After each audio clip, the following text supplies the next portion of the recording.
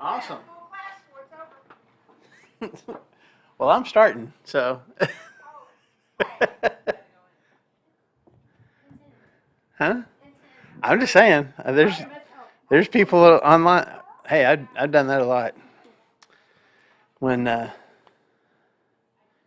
we were, when COVID was around, I just sit in front of my computer and, with the camera and just talk at the camera. So. Oh, Tracy, you're in the wrong spot. She's already.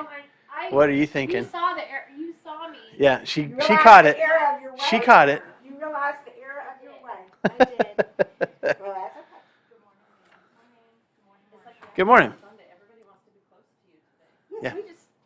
Yeah. It's that everybody tries for the back row, which I noticed 2 Sundays ago, somebody had already sat on one end of the back row that you and your husband usually sit on.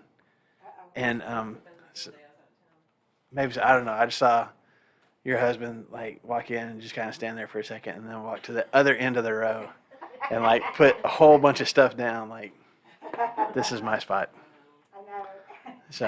Back there, because a lot of times people talk to me they have an actual legitimate church question, and I sit in the back because that way if they come up to me, we're not interfering with people. Yeah. Yeah. Sometimes they talk That's a great excuse, isn't it? No excuses, Lori. No excuses. That's what we're talking about on Sundays. That's right. That's right. It is a reason. nothing to do with the fact that I'm usually late. Yeah. So let me ask this. When you were in school, were you a front row sitter or a back row sitter? Wherever they put us. Okay, but if it wasn't a sign, would you try to be towards the front or would you try to be towards the back? I try to be toward the front, just like I am here, because I get too distracted. If I sit back farther, it's forget it. I haven't gotten anything out of church because I'm too busy watching a kid. Yeah. Or who's here. You're a front row person? I was at school, but I'm not. Yeah. Yeah. Huh? If I like the teacher, I wanted to be in the front. If I didn't like the teacher, I'd be in the back. It didn't matter, no matter what. What about you, Tracy? I was more front-ish. Yeah. Yeah, no, I never. Yeah. I wanted to be in the back or right in the middle. Right in the middle where everything's happening, so I could be, or definitely in the back. Yeah, but definitely a back row sitter. I hated alphabetical seating because my last name, I was always towards the front. I hated that. Made me so mad. Can I do a commercial? Sure. For Christmas, my daughter bought me this neat little book called Sermon Notes Journal. Uh-huh. It is so cool. It has really helped me pay attention. Well, good. Here, I'll just hold it up real quick. It's It's a sermon notes journal. And see, Emily would like that. it's got a place for the date and who's talking. There you go. You can see that. And she ordered So it key online. scriptures, And key points. That's cool. it has really helped me pay attention because my ADHD kicks in. Plus, that preacher that you have to listen to is so boring. I know. I saw. No, I saw that Sunday. Scott Savage draws. Yeah. Yeah. And if you are, it kind of gives you something to focus on. Mm-hmm. But it just makes it easier to keep up with what you're doing. Yeah. And anything goes up on that minute. Yeah. Because I sit in the back, right? So all I could see was Emily's head down, and Yeah. she was on her phone, so I sent her a text. Get off your phone. I'm not on my phone. I am crocheting. No, she was crocheting. I saw the hands doing this. I do the know whole that time. with her AD. Oh, yeah. It helps Mhm. her to You have to have something have to help something you to help concentrate. do. Yeah. So this works for me. Where my sister and brother-in-law go, there's whatever sort of the word is. So if it was excuses, Mhm. whatever, Mhm. that the minister might say a lot of times.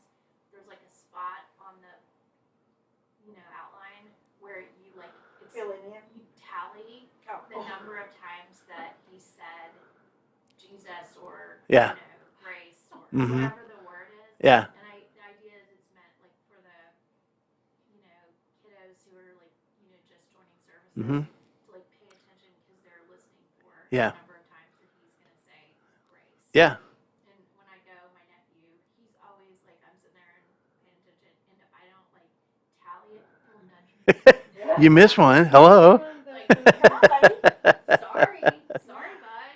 Well, Andrea puts out kids' version of sermon note note-taking sheets for kids. But also we had, just as you're talking about tally marks, we had a former teen who, when he comes home, like he did during Christmas break too, but all through high school, I mean, he's taking notes during the sermon too. He started doing that. I think Brandon encouraged the kids to do that at some point, you know, in the youth group. And he started doing that. But he makes tally marks for any time the speaker, like, makes a joke that gets some laughs from the crowd, you know.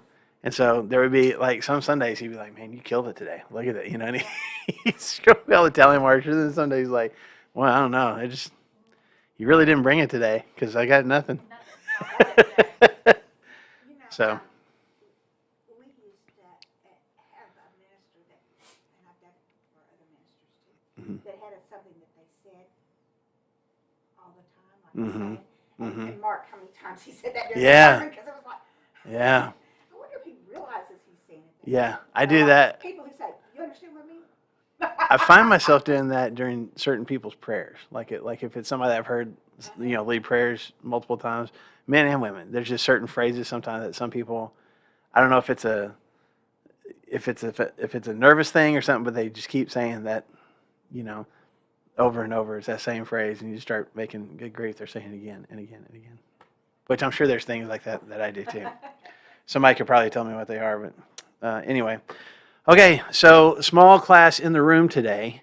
I think probably people are either worried about the winter weather that's coming, or they knew that Brandon wasn't going to be here, and so they decided not to make the effort to come to the building anyway. But you're in luck. If you're online with us, thank you for being with us. Brandon, I don't have the thing pulled up on my phone, so he said he's going to be watching and maybe making some comments. I don't know if that's accurate or not because he's also taking care of a kid at home. So we'll see. But today we are studying one of, and I didn't count the verses, as far as number of verses, it's either the shortest or it's definitely one of the shortest books in the Bible. It's the shortest one in the Old Testament for sure. And it's the book of Obadiah. So that's where we're going to be. Now, as you're finding that in your Bible apps or you're finding that in your actual Bibles, look through your table of contents. It's wedged in between Amos and Jonah, two prophets that we've already talked about. And as a matter of fact, you got, I just heard my voice. Oh, bless her heart. Phyllis, if you're watching, we're sorry you got COVID. Hate that for you. Phyllis. Yeah. So I don't know how, if you've been with us through most of these classes on the minor prophets, or if you've, I don't know how much you paid attention. But the first two books that we talked about, the first two prophets that we talked about were Amos and Jonah. We talked about how they were the two, as far as the timeline, because we're going through these prophets in chronological order, not necessarily table of contents order. So Amos and Jonah were the first two prophets that we talked about, and Obadiah is wedged in between the two of them. But now we've talked about several other prophets, and now we're coming back to Obadiah. So this is why sometimes the Bible is kind of confusing for people, especially the Old Testament stuff, because it's not. Some of it's chronological, but not all of it. We're kind of bouncing around a little bit. But, yeah, we're going to talk about Obadiah today. So my question to start off with, is anybody, without looking at, whatever study helps you have in your Bibles or your Bible apps or anything, does anybody even know anything about Obadiah? And I'm not saying that in the, what's wrong with you, why don't you know anything? I'm saying, I think it's one of those books that most of us, myself included, don't really know a whole lot about, except that it's really short. It's one chapter. Yeah. And you move on to the next thing. It's almost like a space holder between, two other books. Yeah. I haven't studied it very much. I mean, I probably did more study just for this class than I ever have really sat and paid attention to Obadiah. So there's another guy in the Old Testament besides this particular prophet who is also named Obadiah. Can you think off the top of your head what that particular Obadiah is known for? It's one of my more favorite stories. So y'all remember the evil king Ahab? Y'all remember that guy? Okay.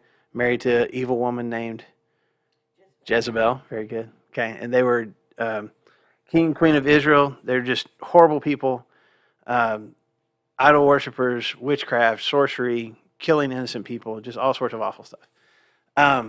And God was so upset with Ahab and with Israel that he used the prophet Elijah a lot of times to prophesy against Ahab. And Elijah prayed, and it wasn't raining in the whole nation of Israel for 3 years. And then Elijah is going to decides to challenge Ahab to this contest on Mount Carmel, where they built the 2 altars, and they weren't going to light them on fire. They're going to see which God set the sacrifice first. Well, there's a guy who worked for Ahab. He worked he's one of his palace officials, and his name was Obadiah. And this is in 1 Kings 18, I think. That particular Obadiah, even though he was working for Ahab, was secretly hiding 100 different prophets of God, because all the prophets had been, slaughtered by Ahab and Jezebel. And he had 50 in one cave and 50 in another, and he was supplying them with food and water. Even though there was no food and water in the whole kingdom, he was figuring out where to get it, and he was supplying that, and nobody knew about it. So he's the one that Elijah comes to and tells him, hey, go tell Ahab I want to meet on Mount Carmel, and he relays the message. But that's the other Obadiah that we know about from Scripture. Not the same guy that wrote this. Do we know anything like what happened after that with him? No idea. Nothing's ever told. I mean, it's just that one section. I'm sure God took care of him. Absolutely. But it's that one little kind of snippet in Scripture where he was doing some things that, I mean, obviously saved some people's lives, changed their lives, even though nobody else really knew about it. So, absolutely. And that's what he's worried about when Elijah goes, hey, go tell Ahab that I want to meet him. And he's like, man, if I tell Ahab that you want to meet him and then you're not there, he's going to kill me. And Elijah's like, I'll be there. Just go tell him. Anyway, again, not the same guy. Just kind of a little side story. Obadiah is just 21 verses, shortest book in the Old Testament. The Obadiah's name in Hebrew means servant of Yahweh or worshiper of Yahweh, worshiper of God, servant of God. There's some scholars that think maybe that's just more of a nickname than his actual name, but most scholars think there was an actual prophet whose name was Obadiah.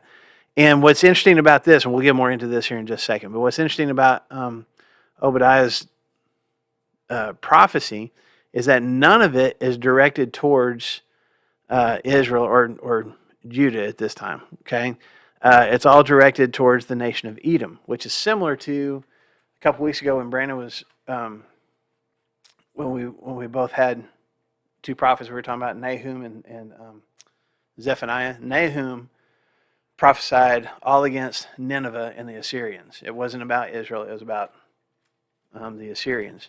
This is the same thing with Obadiah. This one chapter book is not addressed to God's people. It's addressed to actually God's enemies, or at least the enemies of his people, the Edomites.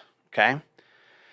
So, for what it's worth, there's 2 dominant theories on when this was written. Some people think that it was actually written way back while Israel and Judah were both still around in the 840s BC, because 2 Kings chapter 8 and 2 Chronicles chapter 21 both talk about a king of Judah whose name was Jehoram, and the Edomites, who had been subject to Judah up to that point, rebelled, and kind of overthrew the control that Judah had over them. And so there's some, hey Connie, there's some verses in Obadiah that people think, well, that's what's being addressed, and so that's the time frame. The other theory, which I tend to agree with, is that it's written somewhere in the 580s or 570s BC, right after Judah has been conquered by the Babylonians. So we've been talking about, the northern kingdom of Israel in 722 being conquered by the Assyrians, being taken away. Judah survived. They go for another 140 years And some of the different prophets that we've been talking about recently have been talking about, your time is up. You're going to be destroyed. Your punishment has come. And it does happen in 586. That's the Babylonians come and destroy, knock down all the walls of the city of Jerusalem, destroy the temple, take the people away into captivity. So that happens in 586. And the things that are talked about in Obadiah against Edom seem to fit, to me and to most scholars, more in getting onto the Edomites for how they acted when Judah was defeated by the Babylonians. Does that make sense? So probably Obadiah actually watched the city be destroyed. He probably watched the Babylonians come marching through his country and taking people captive and slaughtering people and taking all the gold and silver and all those things, and is now prophesying. He's still there in the land, but he's prophesying, after that happened. Okay, so that's a little bit of the background information so far. But there's one other piece that I want to spend some time on, since you might have any questions so far.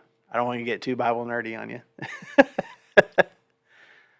So as I said, this is written to the nation of Edom. All right. So I Brandon drew this map a long time ago and did a really good job with it. So I wanted to show you, and I know you can't see it on camera because this is off camera, but where Edom is. So where the Dead Sea is, it's on the southeastern side of the Dead Sea. Okay. That's where Edom was. But is anybody, and you can look in Bible notes and things like that. Just, there's a long history that Israel / Judah and Edom have with each other, and it's not good. Like there's hundreds of years of conflict that probably is still evidence in itself today, if we're really honest. But can you think of where that all started from? Where did the confrontation begin? You might know off the top of your head. Huh? Was it dividing the land? Kinda. But that wasn't the origination of it. So who are the Israelites descended from? Mm-hmm. Who are the Israelites descended from? Starts with a J, ends in Jacob. Jacob, very good. And his his twin brother was Esau. Okay, so Esau came out first, so he's the oldest. And if you go back to Genesis and you read the story of Jacob and Esau, conflict all the time. Two different personalities, two different sets of talents and abilities, two completely different physical features. Esau was really hairy. Jacob was smooth skinned. Esau had red hair. I guess Jacob didn't. And that's where, the Hebrew word for Edom actually, comes from the Hebrew word for red. So Esau is also called Edom in the same way that Jacob is also called Israel, because he got his name changed, right? So the Edomites are descended from Esau. Now, where did the conflict, tell me about the conflict between Jacob and Esau. Okay, what happened with the birthright? I gotta stop and think. Esau sold it or gave it to Jacob for a bowl of stew. Yeah. So the birthright in ancient times was like when whoever the patriarch of the family was, when he died, whoever had the birthright had the right by birth to become the next leader of the family and, call the shots, and everybody had to do what he wanted to do, and just the farming, whatever else you did, it was all under his control. And so Esau goes hunting one day, he comes back, he's really hungry. Jacob's making stew, because Jacob was not an outdoors guy, he was an indoors guy. And he's making stew, and Esau's like, give me some soup. And he says, sell me your birthright. And he's like, fine. And so Jacob at that point becomes the head of the clan when Isaac dies over a bowl of soup. So that was bad. But then it got even worse, because when the father dies, or when he's getting ready to die, he would take his sons and he would bless them. You pronounce a blessing on them. But the oldest son would get the best blessing. Okay? And so Isaac thinks that he's getting ready to die, and so he sends Esau out to go kill some food, bring it back, prepare it for him, and he'll give him his blessing. While he's gone, Jacob's mom, Isaac's wife Rebecca, gets him all dressed up like Esau because Isaac's blind at the time, and she sends Jacob in with his food. He convinces Isaac that he's Esau. Isaac blesses him and tells him that his brother is going to have to be subject to him, that he's going to have all these riches and God's going to bless him. And then he walks out the door and Esau comes in, and Isaac's like, oh, I just blessed him. And he's like, oh, well, bless me too. And he's like, okay, here's your blessing. You're going to bow down to your little brother and he's going to rule over you. And he, like, it just wasn't much of a blessing. Except he did say at one point he's going to throw his yoke off his neck. So eventually it's going to turn out okay. But Could they never change that blessing once they gave it? I mean, could Jacob not have said, wait a minute, boys, and went back? yeah, and said, I mean, you would think so. But again, this is a different time. And this blessing, especially from Abraham and his descendants, was, I mean, you were invoking God's power. You were asking God to do whatever it is that you were blessing that child with. Does that make sense? So, but Esau was the older because it came out first. No, that's a different one. There were other twins born, and they tied the hand came out, and they tied the thread on his wrist, and that was Tamar's kids. Yeah. No, but when Esau came out, Jacob was holding on to his heel, so they named him Jacob, which in Hebrew means heel grabber. So, but which is also another word for being a trickster, which self-fulfilling prophecy there. Yeah. Anyway, so that's where the whole Esau basically says, okay, when Isaac dies, Jacob's going to die. I'm just going to kill him. And so Rebecca hears about this, and she sends Jacob off to her family back over in Mesopotamia. He gets wealthy. He comes back. Esau's like, hey, we're cool now. Everything's fine. But they still kind of lived separate from each other because even though he said everything's fine, there's a lot of tension there. Okay, fast forward 400 years. The Israelites go down to Egypt. They become slaves. Moses comes, sets them free. They're heading to the promised land. And in Numbers chapter 20, as the Israelites are coming away from Mount Sinai and headed towards the promised land, they're getting ready to go into this land that God's going to give them. They want to come around on this side of the Dead Sea and go across, the Jordan River. And so they send word ahead of time, and they ask the Edomites, can we come through your country? And Moses even says, we won't drink a drop of water. We won't take anything from the fields. And there was a big road back in that time that was called the King's Highway. It went all the way from Egypt all the way up to Babylon. We'll stay on the King's Highway. We won't divert to any of your cities. We just want to get through. And the answer comes back no. They ask again. The answer comes back no.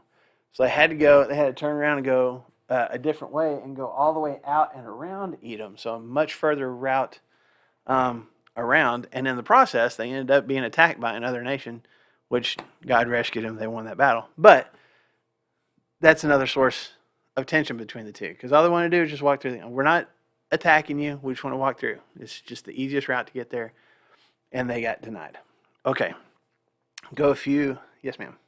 Are the Edomites the ones that the woman believe is what their Bible is based on? I believe it's like they think the way I understood it was, yes, they believe this Bible, but this Bible is the story of Jacob's family and what happened to them.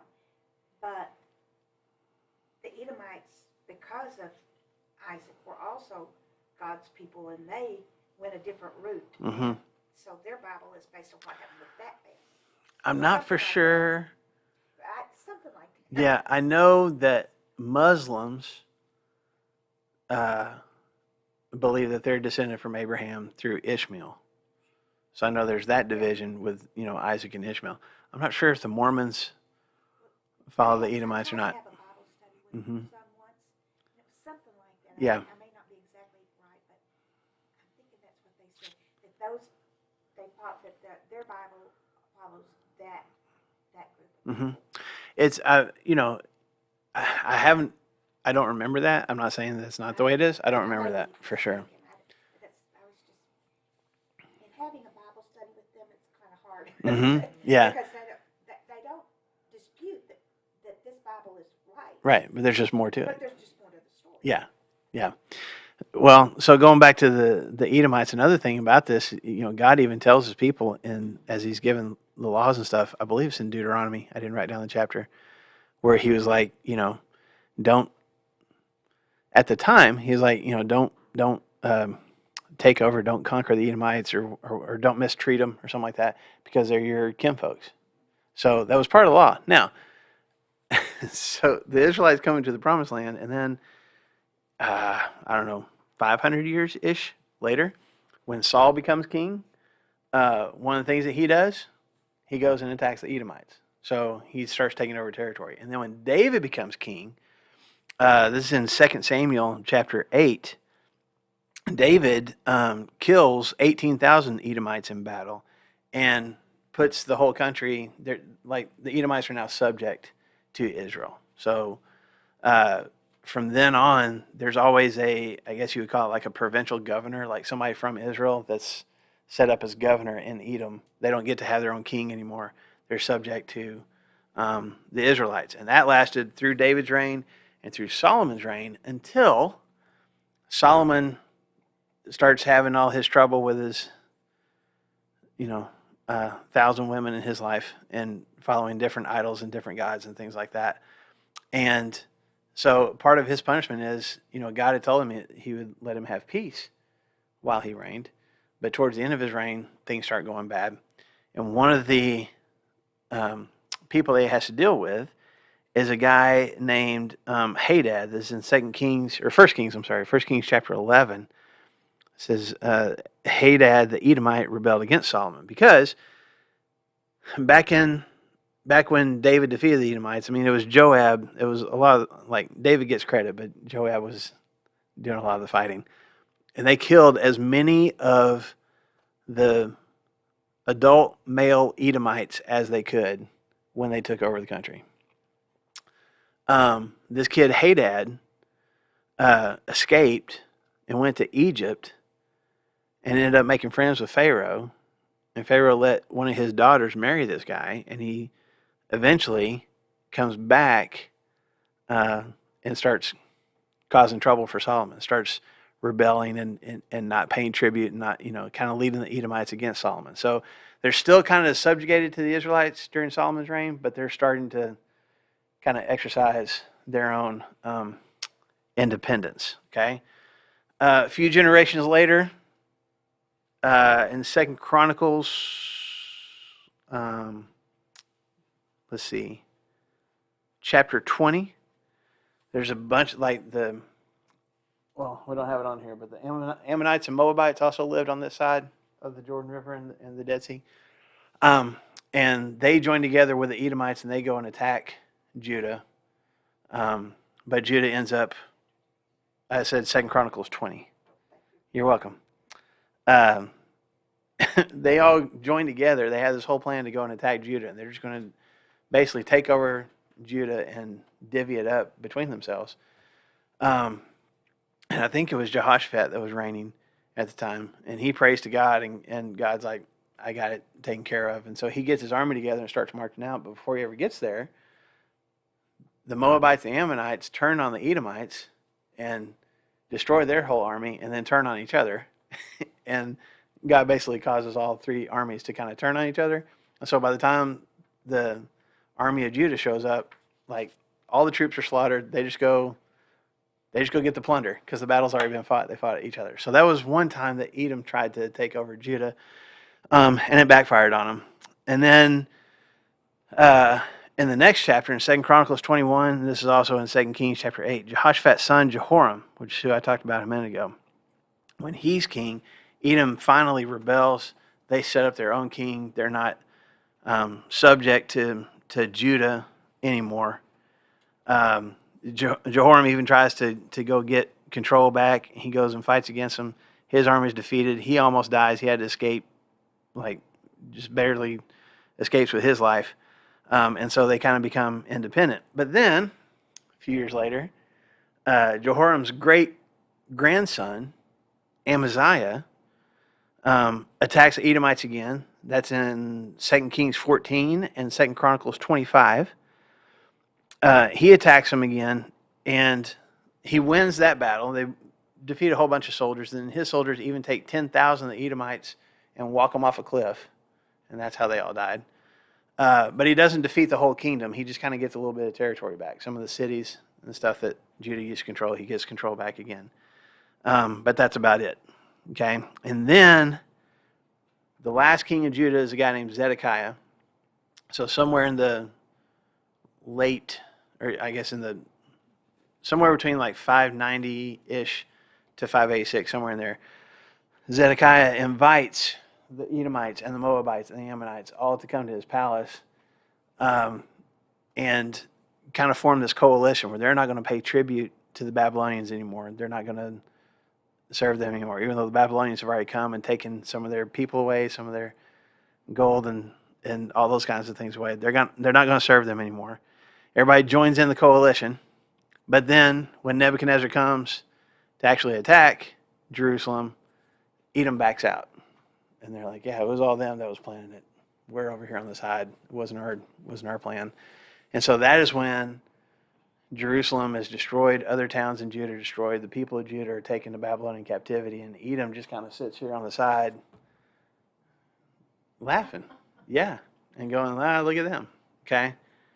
And that was in Jeremiah 27 where that's talked about. And it said, so I'll show you this. Look in Obadiah chapter 13, chapter 1, verse 13. God, through Obadiah, says, "You should not march through the gates of my people in the day of their disaster, nor look down on them in their calamity in the day of their disaster, nor seize their wealth in the day of their disaster. You should not wait at the crossroads to cut down their fugitives, nor hand over their survivors in the day of their trouble." So, what else did Edom do to the people of Judah? It's described here.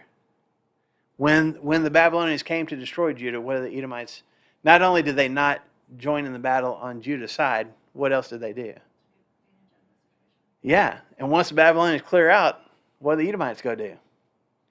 They plundered everything they could. And then, as some of the people of Judah are probably escaping down here to the south, down towards Edom, what does verse 14 say that they did?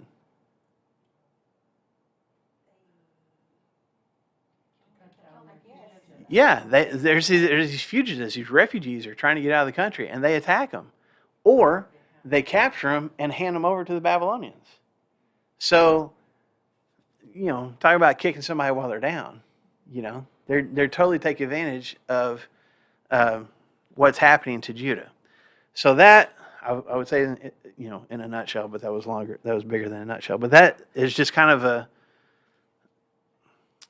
a history of this conflict that started, 1,500 years before Judah is finally destroyed by the Babylonians with these two brothers. And it just kept carrying on generation after generation, this animosity and this conflict. Okay?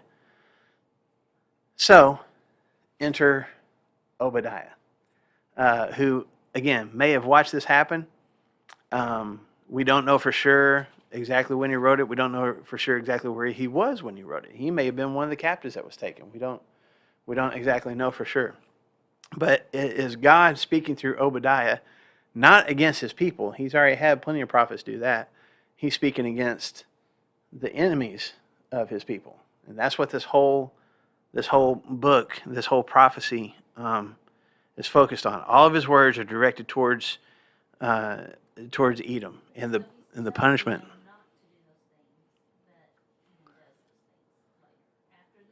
No. This is I just showed you that just to show you here's another reason why. Just another part of the conflict. So this whole book was written after not only Judah's been destroyed, but Edom has already done these things, like plundered and taken advantage. Mm-hmm. This is all after the fact.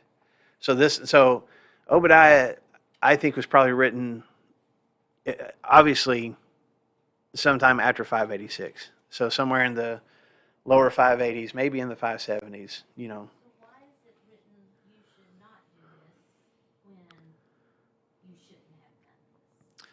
I mean, it's grammar. Like, like I don't know if it's, yeah. Well, and this is why some people think that was written beforehand. I think it's just written like you just shouldn't do that. And here's the other thing. Another reason why I think it's right after the captivity happened. And maybe he's prophesying as it's happening. You should not do this. Maybe they are in the middle of plundering and stuff. I think it's almost immediate after the destruction of Judah, because according to even some of the records of Nebuchadnezzar and the Babylonians that archaeologists have found, Edom survived that initial. When they came and destroyed Jerusalem and the temple and all that kind of stuff, they didn't come down here to Edom. They didn't destroy Edom. So Edom did survive. And so they were watching and laughing and plundering and doing all these things. Like, that's what actually happened. So is Obadiah watching it happen in the moment and saying, no, you shouldn't do that? Probably. Or it's like right immediately after. Making change says, but you should not have. Yeah. I don't know that's what I'm saying. It's a grammar thing. I don't know what the Hebrew, like what tense or anything. I don't know. So I can't give you a good answer to that question. Well, but if you read verses 10 and 11, it tells you because of your violence. Mm-hmm. It's almost like past tense there already. Mm-hmm. You'll be covered with shame. And on the day you stood aloof, Yeah. while strangers carried off as well. Yeah. So I think it's talking about something that is either happening in the moment or has just happened. Mm-hmm. Yeah. Yeah. So, okay.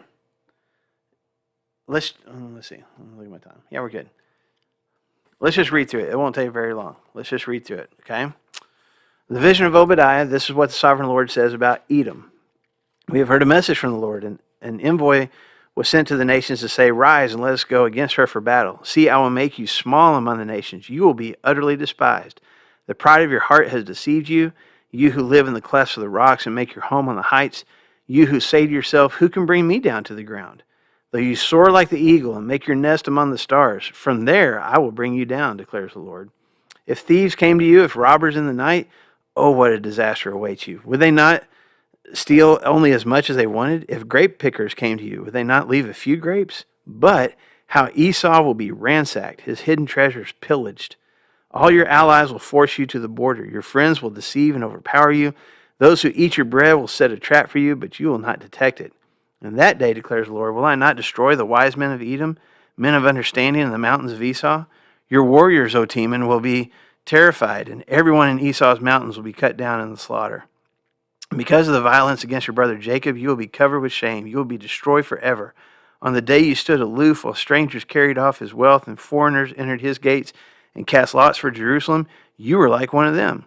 You should not look down on your brother in the day of his misfortune, nor rejoice over the people of Judah in the day of their destruction, nor boast so much in the day of their trouble. You should not march through the gates of my people in the day of their disaster, nor look down on them in their calamity in the day of their disaster, nor seize their wealth in the day of their disaster. You should not wait at the crossroads to cut down their fugitives, nor hand over their survivors in the day of their trouble. The day of the Lord is near for all nations. As you have done, it will be done to you. Your deeds will return upon your head. Just as you drank on my holy hill, so all the nations will drink continually. They will drink and be as if they had never been. But on Mount Zion will be deliverance. It will be holy, and the house of Jacob will possess its inheritance. The house of Jacob will be a fire, and the house of Joseph a flame, and the house of Esau will be stubble, and they will set it on fire and consume it. There will be no survivors from the house of Esau. The Lord has spoken. People from the Negev will occupy the mountains of Esau. People from the foothills will possess the land of the Philistines. They will occupy the fields of Ephraim and Samaria, and Benjamin will possess Gilead. This company of Israelite exiles who are in Canaan will possess the land as far as Zarephath. The exiles from Jerusalem who are in Sepharad will possess the towns of the Negev. Deliverers will go up on Mount Zion to govern the mountains of Esau, and the kingdom will be the Lord's. So, very harsh, very blunt, very, kind of destructive um, language and things that God says here. Um, okay, so we read through that, and just, to kind of, I don't know, you read through all that, and do you look at that and go, okay, well, what does that have to do with me? Like, this big conflict between Israel and Edom. So what? Like, how does that even fit in my life? Is there anything here that resonates with me? So that's my question. First off, as we read through this, as you read along, is there anything that you look at and go, okay, that speaks to me? Well, the fact that there will be no survivors from Esau. Mm-hmm. I mean, they're wiped clean, and we're descendants of Jacob. Mm-hmm. So in the end, we're the ones that are going to reign. In the end, God's people are victorious. Mm-hmm. That's good. Anybody else?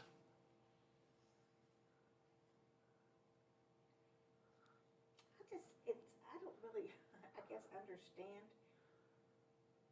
the point of him telling them all this. Because like when Jonah went to Nineveh, his sermon was, this is going to happen, you must repent, or this is going to happen. He's not saying if you change, this is going to happen. Right. He's just kind of telling them, so what are they supposed to do? Yeah. I mean, what are they supposed to do now that he's told them all this? They're going to be destroyed anyway. Right. Well, I guess it depends on whether you believe it's actually going to happen or not. Believe it. I mean, you know what? Mm-hmm. I can't exactly explain what I mean, but it's like if somebody came in and said, okay, I'm going to shoot everyone in this room. Mm-hmm. And gave us no alternative. Right. You're just going to die. Is Yeah. there something we can do for you? Yeah. How can we help you? Yeah. Just randomly did it. It just seems kind of cruel to tell them this is going to happen and not give them a way out. Right. I see what you're saying, because it seems like God is just basically, Rubbing it in their face. well, and just tell them ahead of time, this is what I'm about to do, and then he's going to do it. The only, I guess, caveat to that would be, and I'll get the chapter number wrong. I'm going to say it's in Jeremiah 20, but that may not be the right chapter. I know it's in Jeremiah. But God tells Jeremiah, now he's in that context, he's talking about his own people. He's talking about Judah. But he says, if any nation that I have marked for destruction changes their ways, I'll relent. I won't do what I've said that I will do. So, he says that, in regards to any nation. Now, he let Jonah go in and warn the Ninevites, the Assyrians, but there doesn't seem to be much warning here. But if and I don't know that this is even necessarily written, I know it's directed towards the Edomites, but maybe it's written toward, for God's people who have experienced not only the destruction of their own country, but somebody else benefiting from it and laughing at them while they're going through this hard time, and it's maybe a message of hope for them. But even if, and I'm saying all that to say, I don't know that the Edomites ever actually heard this prophecy. I don't know that Obadiah went walking around to the nation of Edom saying these things. Does that make sense? But even if they did, even if he did, I think, according to what God said through Jeremiah, if the Edomites are like, oh man, you're right, that was wrong. We shouldn't have done that. According to what God said, he'll wouldn't be the same consequences. Well, it's almost like to your point, I'm going to shoot you, but here's why. Yeah. You were doing all these things that you shouldn't have been doing. Right. You were bloating, you shouldn't have done that because, all these things, because what you did is going to be done to you. Mm-hmm. And I feel like maybe that's just like him saying, yeah, I'm doing this, but this is why. Yeah. To your So point. he's justifying why he did it? It just explains what consequences are. Mm-hmm. That you've been, this is why you're going to be destroyed. Mm-hmm. Well, and to your point, like maybe put everyone else on notice You're right. that if this is what you do, this is the consequences Yeah. Well, Yes, ma'am. The Edomites and particularly Esau would have seen some of these previous destructions that God had done to, Mhm. I don't know if Sodom and Gomorrah was before or after. That was but, before Esau. but, I mean, he would have heard about it, Mm-hmm. so he would know Yeah. that what he's doing was wrong.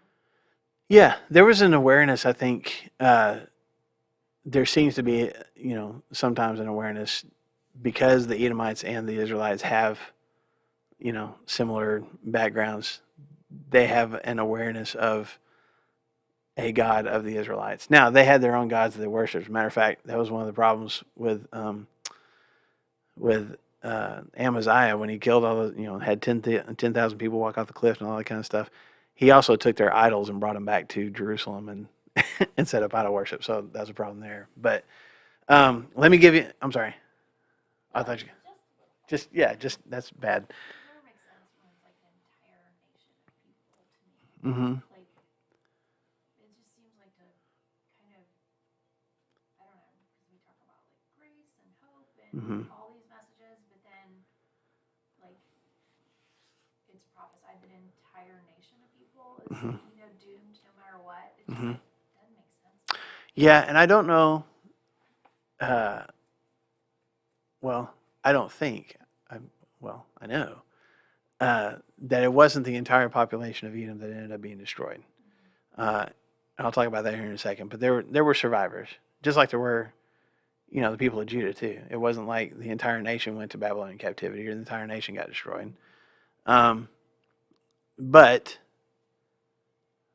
it's just, we I think, Lori, we had this discussion a long time ago in our original connection group that we had together. Just, it doesn't make sense to us in our culture with our mindset nowadays.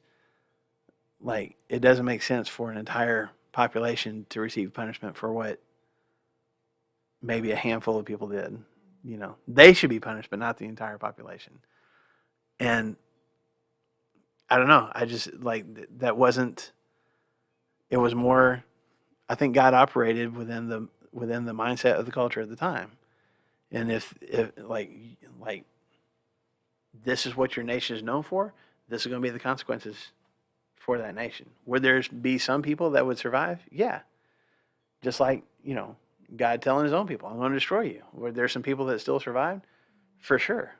But as a whole, yeah, that's the consequences. You as a nation did these things. You as a nation are going to receive these consequences. So. It's like the Israelites for the promised land. None of them made it. Their descendants did, Right. but not the original people. Right. We're having this. So there was the whole nation destroyed. Yeah. And you mentioned Caleb and Joshua, but think about Caleb even when God says, I'm going to make y'all wander around for 40 years. Caleb was one of the people that wandered around for 40 years. I'm sure Caleb was like, I said we could do it, God. Like why am I having to wander too? Why can't I just go on? Yeah, let me go get my land and I'll see y'all in 40 years. Yeah.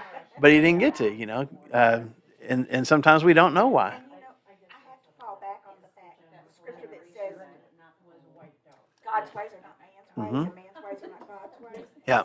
That he just has a plan. And You have to have that faith. He's got it figured out, and Mhm. he's doing it. God is a good God. He's not a God that's trying to punish, looking Right. for reasons to punish. He's a good God. So he has a plan, and his reasoning has got to be good. He's a God of justice, Yes. and there's consequences for sin. Yep.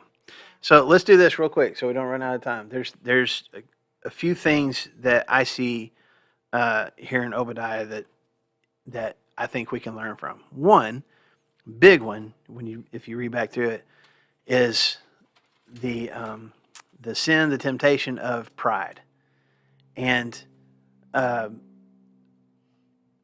think probably people consider themselves generally to be non-prideful people until you see their actions, until you hear the words that come out of their mouths. I mean, I consider myself to be pretty humble, but I know there are times when I am not.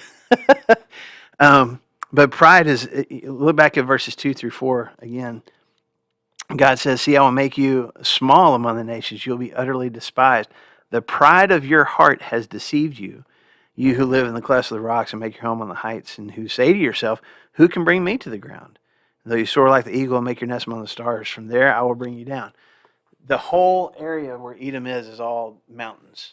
Okay, so that was part of their defense against invading armies, but it's part of their source of pride too. We are up here. We look down on other nations around us, and God says, "I'm going to use that against you. I'm going to pull you down from there." And so you can think about, Proverbs 16 verse 18. Solomon says, "Pride goes before a fall." Right? Usually, I'm the most proud right before the bottom falls out from under me. If you go back a few verses in that same chapter in Proverbs 16, go back to verse 5, it says, God detests a proud heart. It makes him sick when we get too full of ourselves.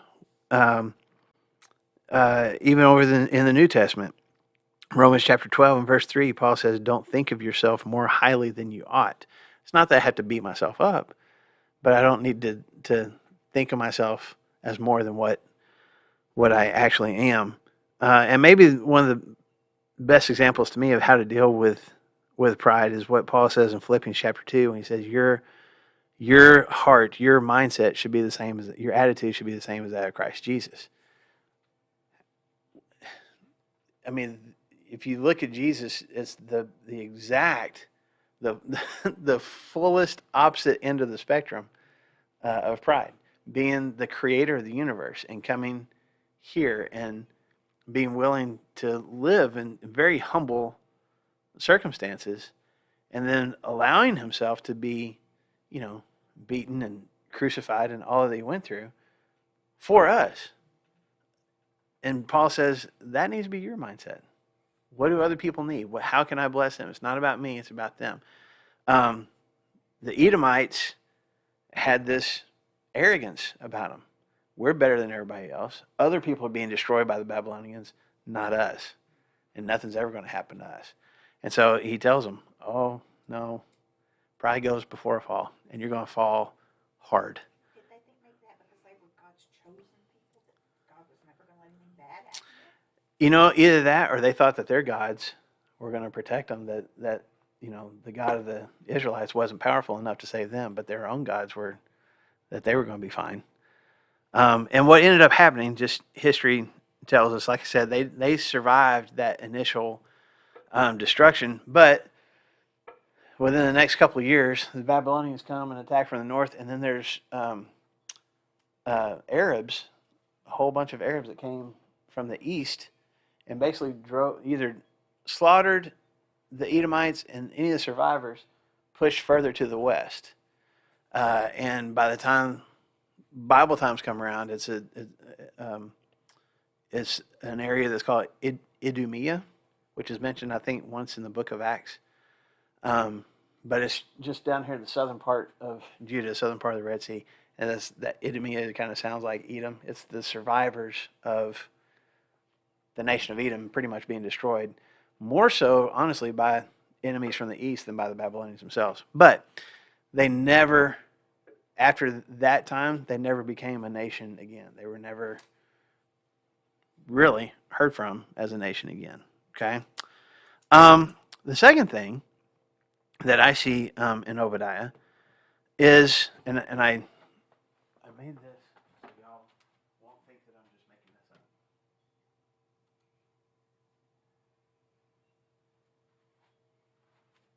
Schadenfreude. Schadenfreude. It's not a cuss word, I promise. Okay, I don't know if you can see that online or not, but this is a theme in in Obadiah. Does anybody know what this word means? It's a German word. Anybody ever heard it before? It's actually a combination of two German words, Schaden, which means harm or damage, and Freude, which means joy. So it's a word that means finding joy in someone else's harm or misfortune. It's a German word that means I enjoy it when somebody else has something bad happen to them. Okay? which obviously you see here in the book of Obadiah. Okay, repeat that again. So Shodden means Schaden means harm or damage. And then Freude means joy. But this is an actual German word that means having joy when someone else experiences misfortune, which is what the Edomites did. They celebrated, according to verses 11 through 14. They not only didn't help when Judah was going through what they were going through, they celebrated it. They laughed. They cheered. They took advantage. They went and got plunder themselves. They went and attacked people who were running for their lives and handed them over to the Babylonians. They had this whole just joy over what was happening to the Israelites. Now, they've had centuries of that, right? I mean, if you think about it, like there's a little bit of them that probably felt like this is payback. Our ancestors were slaves to the Israelites for years, or at least under their in subjection to them. So yeah, you're finally getting what you deserve. Yeah. Is this something that we struggle with very much? Bad stuff happening to other people and we kind of enjoy it? I mean, I know some of the videos that we watch on social media are funny when somebody trips and falls or does something. Like, there's a thing that I follow on Instagram. There's an account called Kids Getting Hurt. It's awesome. It is so funny. So yeah, I get joy out of someone else's harm or damage. But this is more about like when it's somebody that I have a relationship with, somebody that I know, or maybe I don't know, but just somebody that maybe I have some ill feelings towards, and something bad happens to them. And I'm like, yeah, awesome. That's what our mindset is, isn't it? You deserve that. I'm so glad that happened to you. Yeah. You're being raised. You're being what for your raising? Paying for your raising. For your raising. Yeah. And but we justify it with that, right? Oh, but I know how bad you are, so you deserve this, or I know what you did to me, and I'm glad that you're getting your comeuppance, right? It's one of the things that God is really critical of the Edomites for, and I think it serves as a warning for us. Man, that kind of retaliation, that kind of bitterness, that can creep in and take hold. And just the one counter to that I thought of was in 1 Corinthians 13 when Paul gives a description of love. And here's what love looks like, and here's what love does, and here's what love is. In 1 Corinthians 13 and verse 6, Paul says, love does not delight in evil. That's not just about saying love doesn't like sin. Love does not delight when evil things happen to somebody else, even if they deserve it. That's not very loving. Yeah, right. But again, you go back to Jesus. I mean, how much joy could Jesus have gotten out of bad things happening to the people who were crucifying him? But what does he say from the cross? Father, forgive them. Sorry, I brought it up. So here's the deal. I think, I think a lot of us struggle with Schadenfreude. I think it's a common struggle for a lot of us. And I think that going back to what Paul said, I've got to concentrate on being more loving, even if that person deserves it. That's not the heart that I'm supposed to have. Yes, ma'am. Well, it's just a thought, it's hard because even in the Bible, like you just said it earlier, God is a just God and there's consequences for our choices. So in our mind, when we see people get their consequences, it's fair, it's just, it's whatever, but it's not for us to decide. It's also not for us. Yeah. We get our consequences. Yeah, we get consequences too. We don't get our consequences. But it's not for us to celebrate either. Yeah. And I think that's where the bigger thing. I think there needs to be consequences. I think there needs to be, justice. But do I celebrate that? Man, how much does this enter into our politics and our opinions of, you know, I was thinking about death penalty things. yeah, Somebody does something and gets the death penalty. We're like, good, I'm glad. Yeah. The earth doesn't need him on it anymore. yeah, that's our attitude. Yeah. And we got to be careful about that kind of stuff. What we're called to is to love and let God handle the consequences and the justice and the judgment. Okay, real quick, because we're already out of time. You don't like that thought? There. I like the thought, I really do, and I think it's just, I struggle with the Schadenfreude. I think we all do. Schadenfreude. Yeah. With Schadenfreude and a circle and slash around it. Like, yeah. That's, yeah. Just to see how. Yeah. Two more things real quick. One is another theme here in Obadiah is just about consequences. There are consequences. In verses 15 and 16, he says, what you did is going to be done to you. The day of the Lord is near for all nations. As you have done, it will be done to you. Which again, we're like, yeah, it should be. But even Jesus said, I shouldn't have the attitude of do unto others what they did to me. I should have the attitude to do what I wish somebody would do for me, right? Just as you drank on my holy hill, so all nations will drink continually. They will drink and be as if they'd never been. That was confusing to me. So I did a little bit of searching on that. So it seems like he's addressing their celebration. They drank, they feasted, they celebrated in Jerusalem when Jerusalem was destroyed. Okay? Edomites may have come into the city and boozed it up. Like, here we are, you know, this city's been destroyed, this temple's gone, the palace is destroyed, everything's gone. But then he says, but then they're going to drink and be as if they've never been. Well, one of Jeremiah's prophecies in Jeremiah 25, verses 15 to 27, I won't take the time to read it, but God describes himself as having a cup of wrath, of his judgment, of consequences for what you've done. And he lists these different nations, including Judah, but also the other nations around. He's like, you're going to drink from this cup. And you're going to even say, no, I don't want to drink from it. But guess what? You're going to drink from it. And he even goes on to say they're going to drink it until they're drunk on it and can't stand. Because that's what drunk people do. They fall down, right?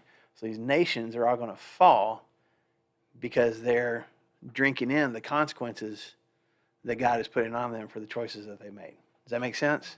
Okay. In Obadiah's verses 15 and 16. And then Jeremiah's 25, verses 15 to 27. He says that they'll fall to rise no more. So I think there's a correlation there. God's using the same imagery. You drank on my holy hill? Yeah, you're going to drink more. You're going to drink my wrath. You're going to drink consequences. You're going to drink judgment. And you're never going to rise again. Okay? And then the last thing of all this doom and gloom, there's still a message of hope. There's still a message of restoration. At the very end, the very last thing, deliverers will go up to Mount Zion to govern the mountains of Esau, and the kingdom will be the Lord's. Like it's bad right now, but it's going to be better. There's going to be hope. God's going to restore all things, which is what God does. And even if there's consequences, God restores. Even if there's things that we have to deal with because of our choices, the promise is always, okay, but I'll heal you. I'll make you better. Which I think the one verse that I correlate with that is Romans 8:28. When God says all things work together for the good of those who love God.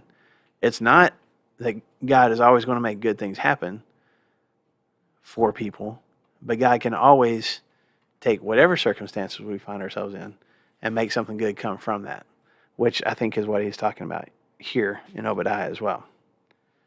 So, we're past time. Any final thoughts, comments from you guys about Obadiah? You wouldn't think that just a 21 verse book would take up our whole class time, but it did. But where did you get that? I mean, it's me teaching, so let's be honest. Do what? Yeah. Where did you get that The that they're going to be saved? So look at Verse 21? yeah, but it started verse 17. But on Mount Zion will be deliverance. It will be holy, and the house of Jacob will possess its inheritance. The house of Jacob will be a fire Esau. So let me clarify. There's going to be hope for God's people, not necessarily the Edomites. Okay. Yeah, I'm sorry. Okay. Yes, that I should have clarified that. That God is going to rescue His people. Here's bad things that have happened. Edom has even joined in on making bad things happen, but God eventually is going to restore His people. There's still hope. There's still something good that's going to come from all this destruction. So there you go. That's Obadiah in one sitting. It's actually a pretty. I'm glad that I studied through it because I'm kind of like you guys. I've breezed through it because it doesn't take very long to read. But when you chew on it a little bit, there's a lot of good stuff there. So Schadenfreude, work on it. Schadenfreude, That's what the t-shirts need to say. Sean, work on it. work on it. That's right. Work on your Schadenfreude.